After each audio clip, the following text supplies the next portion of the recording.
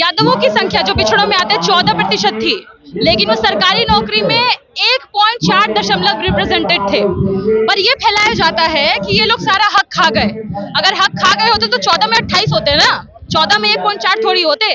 अगर अब यादव, कुशवाहा, कुर्मी सिर्फ इन 3 समुदायों की आबादी को जोड़ लीजिएगा 21% होता है।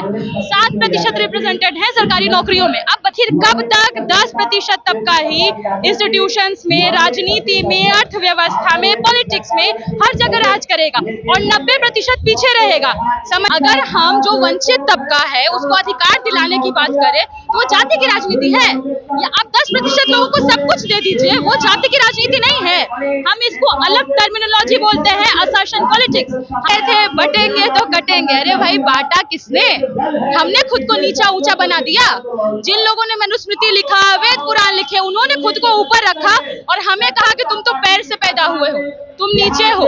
तो अपने आप को ऊपर उन्होंने रखा, नीचे हमें रखा। शुरू से आपने बांटा, शुरू से आपने हमें काटा। तो आज भी विश्वविद्यालय में ओबीसी तबका, एससी तबका, एसटी तबका, माइनॉरिटी तबका, सभी का अंगूठा नहीं काटा जा रहा है। अब नए एकलव्य का गला काटा जा रहा है, एनएफएस करके, नॉट फाउंड सुटेबल करके नौकरी से बाहर किया जा रहा है। अब मेरिट सबसे बड़ा झूठा कॉन्सेप्ट है, डुबियस कॉन्सेप्ट है। और आप अधिकतर देखिएगा मेरिट की बात सिर्फ एक तबका करता है, अपर कास्ट करता है। वो मेरिट की बात क्यों करता है? क्योंकि उनको मालूम है कि सामाजिक भेदभाव तो हम झेलते ही नहीं है, हमको कोई दिक्कत होगी ही नहीं। तो ही मौके की लड़ाई ही तो है जातिगत जनगणना। जातिगत जनगणना होगी, पदों का सृजन होगा। जहां हम लोग को नहीं भरा गया वहां भरा जाएगा, यही हमारा डिमांड है। हंस कर करिए, रो कर करिए, जातिगत जनगणना तो आपको करना होगा और विपक्ष आपसे करवा कर रहेगा। क्योंकि हमें मालूम है आरएसएस ना अपना चीफ कभी बना सकता है किसी दलित पिछड़े को, ना कभी किसी को बनने देगा।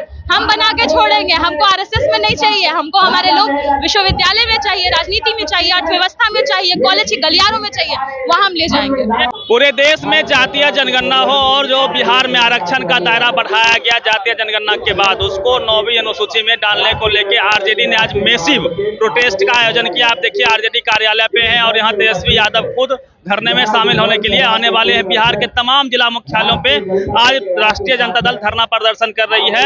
मुद्दा वही है कि जो आरक्षण का दायरा बढ़ा 65% हुआ बहुजनों का, उसको 9वीं अनुसूची में डाला जाए। प्रियंका भारती जी हैं, बातचीत करेंगे, प्रवक्ता है आरजेडी के और जेएनयू में स्टूडेंट भी है। मैम, कैसे देखते हैं क्या जातीय जनगणना क्यों होनी चाहिए, ये बताइए।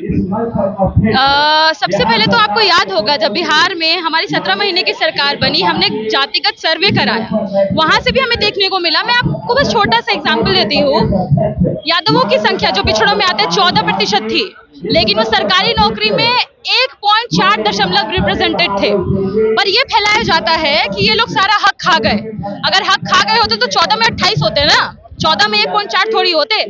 अगर अब यादव, कुशवाहा, कुर्मी सिर्फ इन 3 समुदायों की आबादी को जोड़ लीजिएगा 21% होता है। 7% रिप्रेजेंटेड है सरकारी नौकरियों में। अब बताइए, अगर ये सर्वे ना हुआ होता तो क्या हमें पता चल पाता कि कौन किस तरह से कहाँ रिप्रेजेंटेड है, कौन ओवर है, कौन अंडर है? अगर मैं भूमियार समुदाय की बात करूं तो उनका आप देखिएगा आबादी जितना है उससे सीधे 4% ज्यादा है वो सरकारी नौकरियों में। तो सीधी बात है कि हमको अगर डाटा नहीं मिलेगा तो हम बराबर आटा बांटने की बात कैसे करेंगे? हम कैसे अपने जितना हमारा संख्या है उस हिसाब से भागीदारी मांगेंगे? आखिर कब तक 10% तबका ही इंस्टीट्यूशंस में, राजनीति में, अर्थव्यवस्था में, पॉलिटिक्स में हर जगह राज करेगा और 90% पीछे रहेगा? समय आ गया है कि समय की मांग को समझा जाए और 90% आबादी को उनका हक दिया जाए। पूरे देश में जातिगत जनगणना हो और बिहार में जातिगत सर्वे के बाद जो आरक्षण की सीमा बढ़ाई गई उसको संविधान की 9वीं अनुसूची में शामिल किया जाए, जैसे तमिलनाडु में किया गया। मैम, एक सवाल वही है, बीजेपी का सवाल होता है कि हम बटेंगे तो कटेंगे, योगी जी कहते हैं। तो क्या जातीय जनगणना बांटने वाली है? आप लोग जात पात की राजनीति पे उतर आए हैं, ऐसा बीजेपी का आरोप है। देखिए, इसको जाति की राजनीति नहीं कहते हैं, इसको असर्शन पॉलिटिक्स कहते हैं, इसको कहते हैं सामाजिक न्याय की राजनीति। अगर हम जो वंचित तबका है उसको अधिकार दिलाने की बात करें तो वो जाति की राजनीति है। या आप 10% लोगों को सब कुछ दे दीजिए, वो जाति की राजनीति नहीं है। हम इसको अलग टर्मिनोलॉजी बोलते हैं, असर्शन पॉलिटिक्स। हम अपना आइडेंटिटी असर्ट कर रहे हैं। और रहा योगी जी का बात, तो कह रहे थे बटेंगे तो कटेंगे। अरे भाई, बांटा किसने? हमने खुद को नीचा ऊंचा बना दिया। जिन लोगों ने मनुस्मृति लिखा, दिखे, उन्होंने खुद को ऊपर रखा और हमें कहा कि तुम तो पैर से पैदा हुए हो, तुम नीचे हो। तो अपने आप को ऊपर उन्होंने रखा, नीचे हमें रखा। शुरू से आपने बांटा, शुरू से आपने हमें काटा। तो अभी इसका हमें डर मत दिखाइए। हम देख चुके हैं, हमारे शंभू को भी हम देख चुके हैं, एकलव्य को भी हम देख चुके हैं। आज भी विश्वविद्यालय में ओबीसी तबका, एससी तबका, एसटी तबका, माइनॉरिटी तबका, सभी का अंगूठा नहीं काटा जा रहा है। अब नए एकलव्य का गला काटा जा रहा है, एनएफएस करके, नॉट फाउंड सुटेबल करके नौकरी से बाहर किया जा रहा है। हम इसी सब का विरोध कर रहे हैं और आपको हमें हमारा अधिकार देना होगा, जातिगत जनगणना करवानी होगी। टीवी अखबार में रोज चर्चे हो रहे हैं, आरक्षण मेरिटोक्रेसी पे बेस्ड नहीं है, मेरिट का हनन होता है, उसमें जो लोग मेहनत करेगा आगे बढ़ेगा, इस तरह का प्रोपेगेंडा चलता रहता है। इस पे क्या कहेंगे आप? मैं छोटा सा बात बहुत आसान तरीके में समझाना चाहूंगी। अगर एक बच्चा है, दलित का बच्चा है, उसके पास तक ये इंफॉर्मेशन ही नहीं पहुंचा कि जेएनयू आखिर पहुंचा कैसे जा सकता है, तो आगे कैसे बढ़ेगा।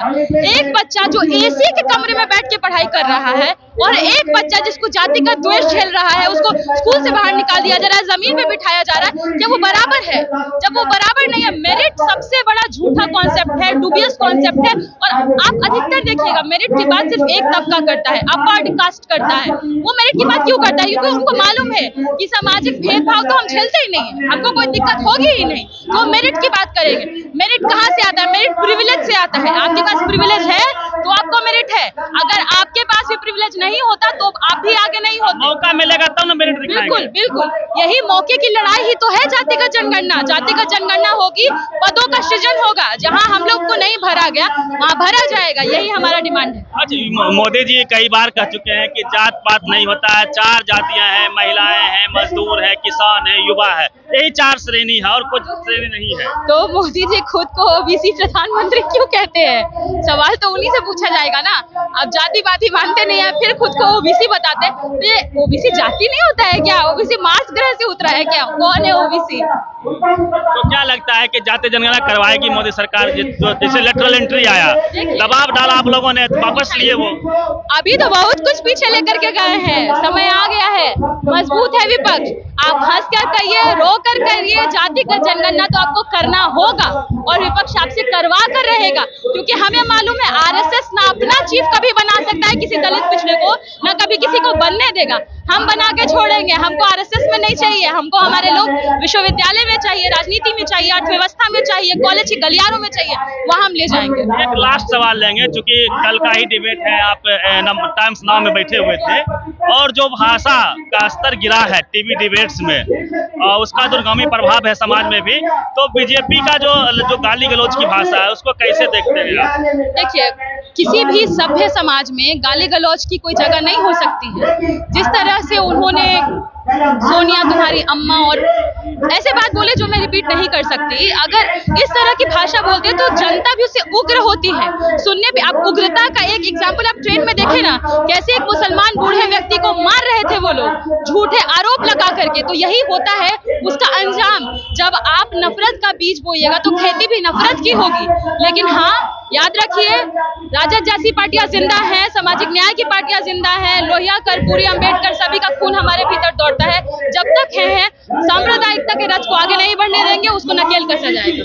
चलिए, प्रियंका भारती जी थे और तेज तर्रार प्रवक्ता है, युवा नेता है आरजेडी की, और पटना पहुंची हुए हैं, दिल्ली में जेएनयू में पढ़ती है, और जातीय जनगणना को लेकर आरजेडी ने एक मैसिव प्रोटेस्ट कॉल किया, जिसमें ऋषि यादव जी यहाँ पे पहुंचने वाले हैं। पूरी बातचीत में प्रतिनिधि रवि मेहता, पब्लिक पिलर, पटना।